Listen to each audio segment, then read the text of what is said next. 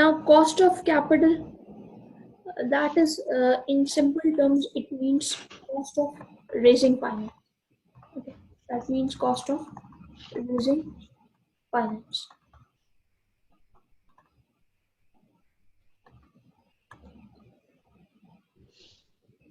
Now, from wherever you will raise the finance, you have to bear the cost, right? And that cost is known as cost of capital. Okay, from whichever source I raise the finance from, I have to bear some cost. So that cost is known as cost of capital. Now, companies have many options of raising the finance.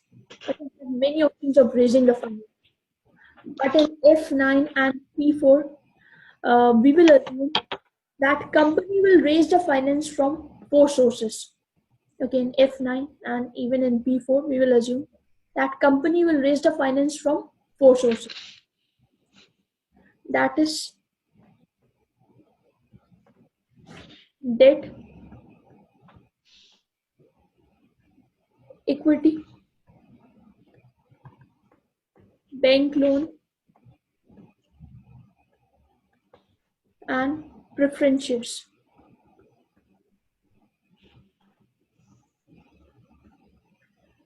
Okay. So company, they have many options of raising the finance, but over here in P4, we will just focus on 4 areas. Okay, we will assume that company will raise the finance from 4 sources. That is debt, equity, bank loan, and preference shares. Okay. Now, equity means that your finance is raised through ordinary shares. Okay, equity means that I'm raising the finance through ordinary share. Okay. Then debt means that you are raising the finance through loan notes. Okay, debt means you are raising the finance through loan notes. Bank loan, obviously that means I'm raising the finance via the bank. Okay, bank loan, that means you're raising the finance via the bank. Then preference shares. Preference shares means you are raising the finance through preference shares. Okay, so debt means I'm raising the finance through loan notes. Equity means I'm raising the finance through ordinary shares.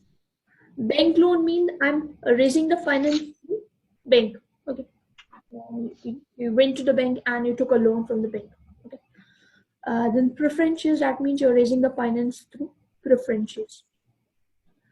Now, from whichever source of finance, from whichever source you raise the finance from, definitely there will be an outflow, right? From whichever source you are raising the finance from, definitely there will be some outflow, right? A cost. Like if I raise the finance through equity, so that person, from whichever person you are raising the finance from, obviously he will not give the finance free of cost. If you're raising the finance through equity, so the person, obviously he will not give you the finance free of cost, right? They will ask for some return, right? So that return is known as dividend, right? If I raise the finance through equity, so obviously that person, that particular individual, he will ask you for some return. Okay, and that return is known as dividend. So if you think from the perspective of company, okay, if you think from the perspective of company, so they have to bear the cost of raising equity finance. If I think from the perspective of company, so they have to bear the cost of raising equity finance. That is the dividend.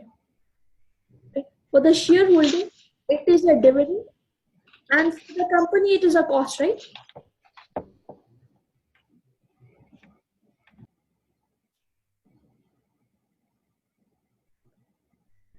Okay, so if you raise the finance through equity, so I have to give some return to the equity holder, to the shareholder. So I will give them the dividend, right? Okay, so from the company's perspective, that dividend is a cost for the company, right? Company will give the dividend to shareholder. So for the company, it is a cost, right?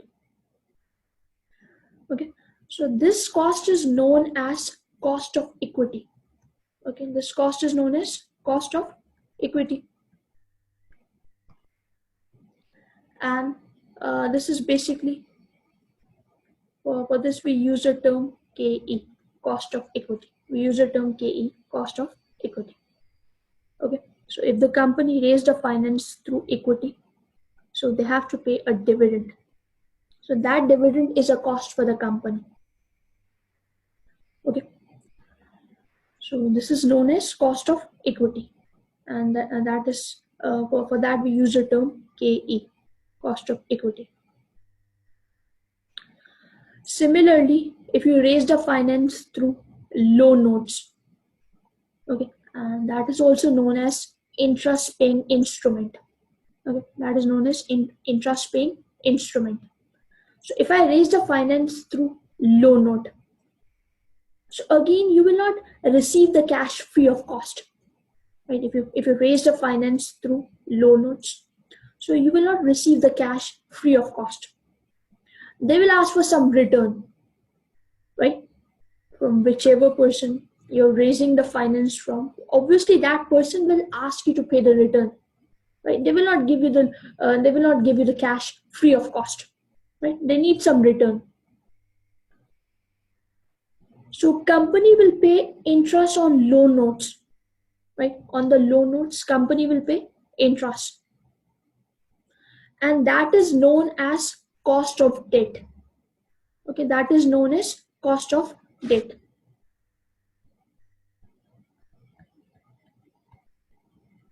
And for this we use the term KD. Okay, so if company raises the finance through debt, so they have to pay the interest, right? They have to pay the interest. So that interest is basically a cost for the company, right? That is obviously a cost for the company, an outflow for them.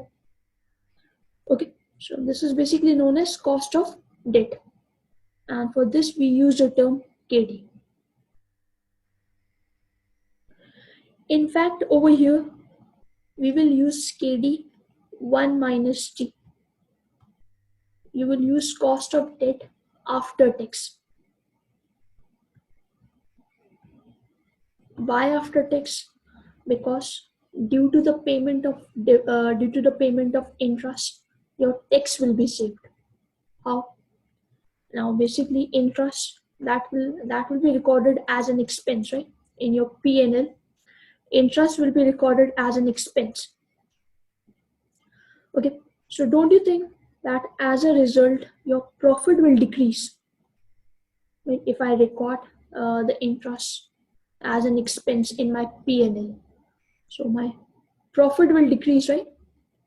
So if my profit is decreasing, so tax will also decrease, right? Tax will also decrease. Okay, so due to the payment of interest, your tax will be saved, right? Because it will be recorded as an expense in your P&L, and because of this your profit will decrease. So if my profit is decreasing, so the tax will also decrease. Okay, tax will also decrease. Okay, so interest will always save your tax. Okay, that's why we will take cost of debt after tax. Let's say, for example, you took the loan for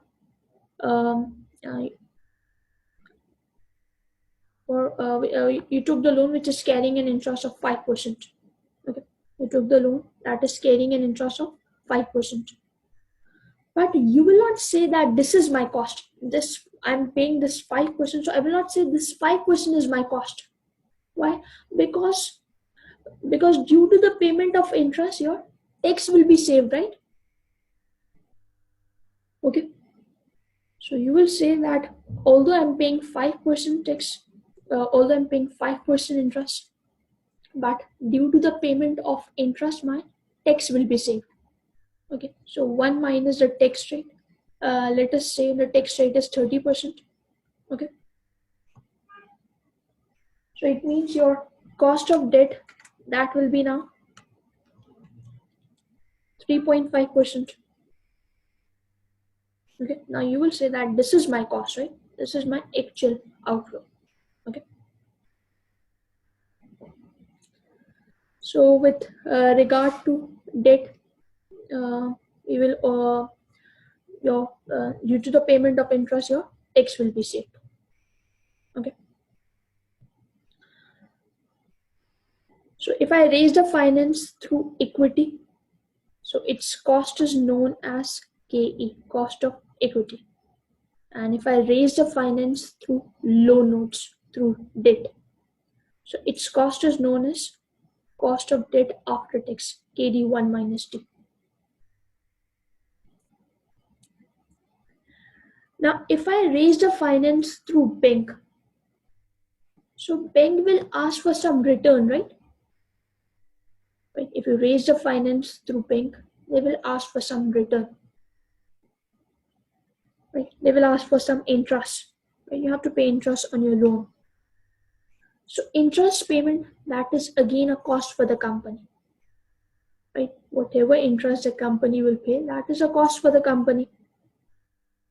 Okay, so it is known as cost of bank loan. Cost of bank loan. That is KB. It is for that we use the term KB.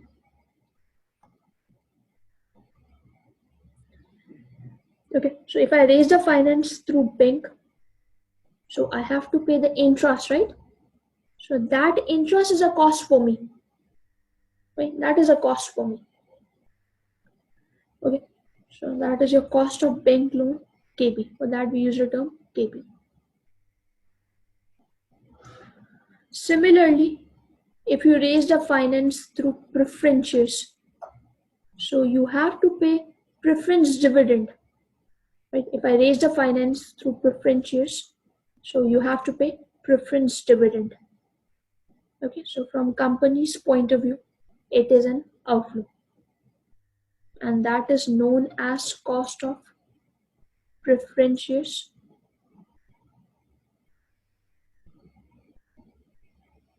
KP. Okay, for that we use the term KP. Okay, so if company raised the finance through,